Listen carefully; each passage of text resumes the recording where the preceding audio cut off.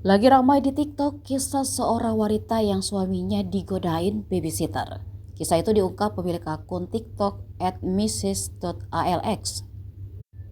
Dalam postingannya, wanita itu menyebut banyak sekali kode-kode red flag yang ditunjukkan sang babysitter. Mulai dari cari perhatian dengan cara ketika memandikan anak majikannya, ia sengaja membuka pintu kamar mandi dan ajak bercanda. Padahal ketika majikan wanita berada di rumah, babysitter itu tidak pernah berperilaku demikian. Si babysitter itu juga terkesan suka memancing dengan bahasa yang tidak patut dan seolah sengaja diucapkan karena majikan pria sedang berada di rumah.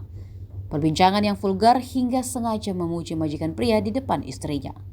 Kisahnya langsung mendapat sorotan dari netizen.